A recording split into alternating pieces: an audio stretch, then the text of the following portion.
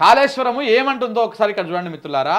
నేను మీ కాళేశ్వర గోదావరిని, నేను మీ కాళేశ్వర గోదావరిని, నేను మీ జల తరంగిని, కాళేశ్వరం గంగని, దశాబ్దాల పాటు తెలంగాణ కన్నీళ్లను కలుపుకొని కడలి కౌగిట కరిగిపోయిన మీ తల్లి గోదావరిని, నా ముద్దు బిడ్డ, నా తెలంగాణ సాధకుడు కేసీఆర్ నా దిశను దిద్దిన సందర్భం వచ్చినప్పుడు నేనెంత సంబరపడ్డానో తెలుసా? అదే మీ దశను మార్చేస్తుందని ఆయన కొబ్బరికాయ కొట్టినప్పుడే గోదావరంతా పొంగిపోయాను అని చెప్పేసి కాళేశ్వరం నేను మీ కాళేశ్వర గోదావరిని అని చెప్పేసి గోదావరి మనకు చెప్తున్నటువంటి మాట ఇది. ఏమంటున్నది?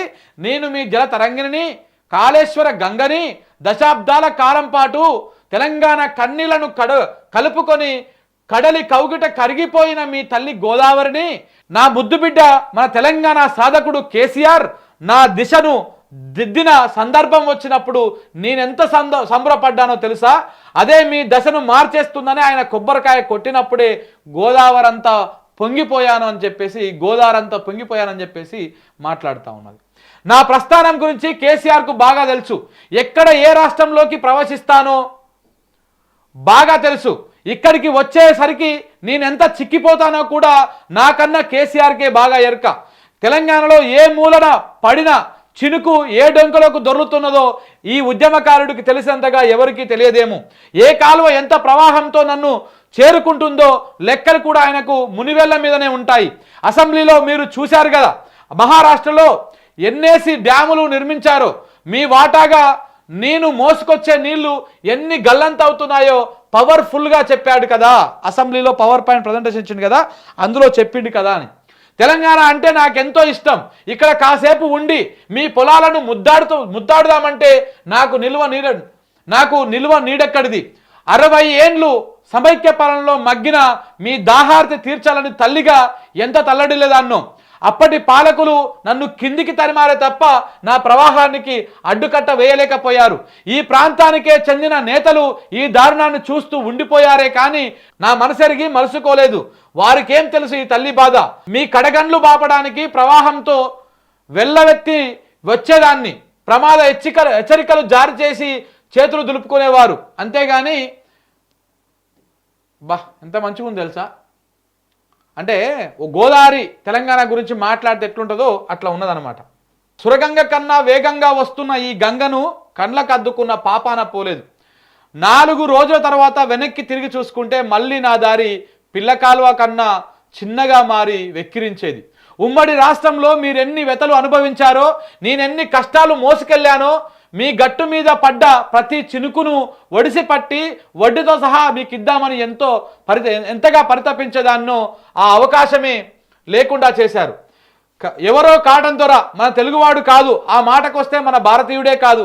అయినా అనంత జలరాశి అజ్ఞాతంలోకి వెళ్ళిపోతే రైతుల బతుకులు ఆగమవుతాయని భావించి దశాబ్దాల కిందటే నాకు ఓ కట్టగట్టి కోనసీమను ఆవిష్కరించాడు. నన్ను నమ్ముకున్న వాళ్ళ బతుకులు ఎంతగా మారిపోయాయో మీకు ప్రత్యేకంగా చెప్పనక్కర్లేదు. మీ గుండెల నిండుగా పారుతున్న మీ ఆకలి తీర్చలేకపోయినందుకు నా కడుపు తరుముకుపోయి నురగలు కక్కేది. నా ఆక్రందన అర్థం చేసుకున్న మొదటి నాయకుడు కేసీఆరే. ఉద్యమ సమయంలో ఎన్నేసి రూపాయ బిళ్ళలు నా ఒడిలో వేసి దండం పెట్టుకునేవాడు.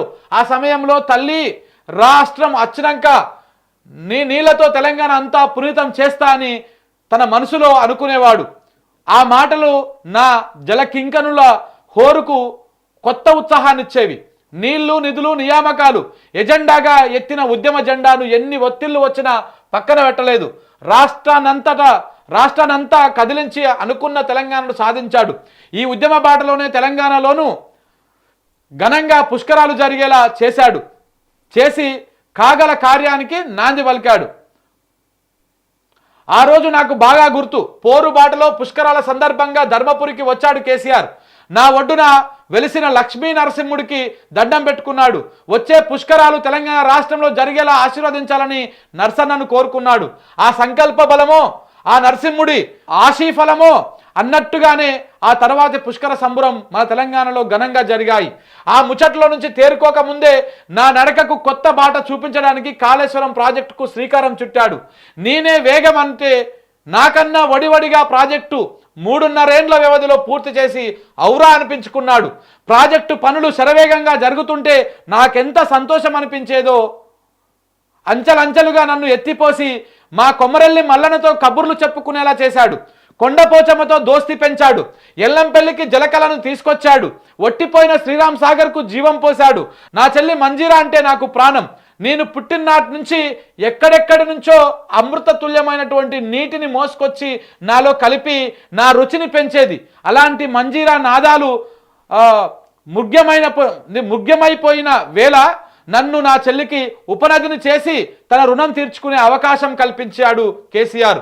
బరాజులు, జలాశయాలు, కాలువలతో భారతావనిలోని నదులన్నింటిలో నన్ను మిన్నగా నిలబెట్టిన కేసీఆర్ దార్శనికుడు, ధన్యుడు, మాన్యుడు.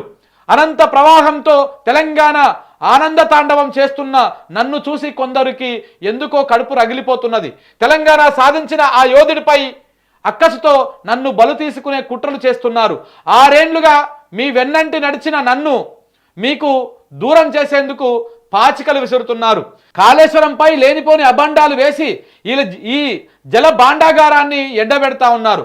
నేను మీకు ఇద్దామనుకున్న వాటాను పూటుగా మరొకరికి దారదత్తం చేసేందుకు ప్రయత్నిస్తున్నారు. కానీ ఈ కుట్రను ఛేదించడము నాకు పెద్ద కష్టమేమీ కాదు. కాలమే సమాధానం చెప్తుంది. కాళేశ్వరం ఎంత గొప్పదో మళ్ళీ రుజువవుతున్నది. నా ప్రవాహం అంతా వేగంగా నిజం నిరూపితం అవుతున్నది. తెలంగాణకు కాళేశ్వరం జీవగర్ర అని నా నీళ్లంతా స్వచ్ఛంగా సత్యం వెలుగు చూస్తున్నది. కాళేశ్వరం గోదావరిగా మీకు నేను ఇస్తున్న హామీ ఇది. బేసిన్ అంటే ఏమిటో తెలియని పాలకుల ప్రాపకం ఇంకెంత కాలం చెల్లుబాటు అవుతున్నది. నా అనుపాలులు తెలిసిన కేసీఆరే మళ్ళీ మీ ముఖ్యమంత్రి కావడం ఖాయం. పల్లెకు వచ్చి నేను పల్లవించడం కూడా నిశ్చయం అని చెప్పేసి గోదావరే కాళేశ్వరం రూపంలో మాట్లాడుతూ ఉన్నదన్నమాట. సో చాలా మంచి గొప్ప పదాలు ఉన్నాయి అందులో. చాలా గొప్ప పదాలు ఉన్నాయి. ఇగో, నేను మీ కాళేశ్వర గోదావరిని అని చెప్పేసి గోదావరి ఎట్టెట్లా